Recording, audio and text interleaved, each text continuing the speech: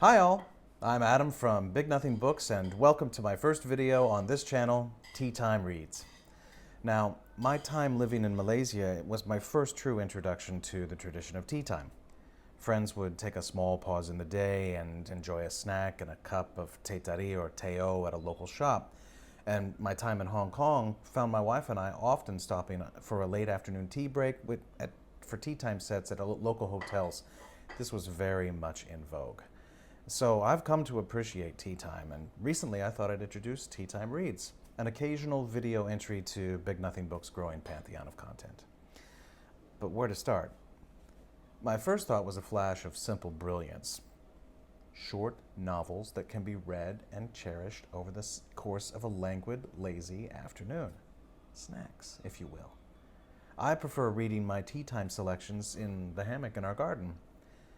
So today we feature Bernardo by Graciliano Ramos, published in one of the best collections around. One of my favorites, actually, the New York Review books. I've found several short books in their catalog, and constantly the descriptions are super exciting, super interesting, and I literally came across this book in a small secondhand shop. So as soon as I saw the NYRB branding, that, ubiquitous square in the center, right, with beautiful, beautiful paper. Oh, it's fantastic. I immediately picked this up and bought it, and I didn't even read the synopsis.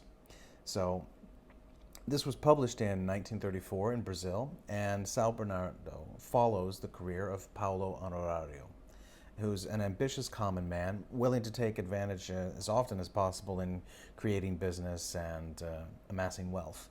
He's ruthless, yet quite comfortable with the way that he chooses to amass this wealth. That is, until his new wife begins to challenge that worldview. So, reading this book made me think of how difficult it can be to let go of long-held beliefs. There's a well-known concept called sunk cost fallacy. It can be easy to hold on to ways of being that we've created through blood, sweat, and tears, similar to Paolo. Like Paolo, we can also be tempted to remain attached to a need for consistency, even when the changes around us dictate that we must somehow let go and make a change.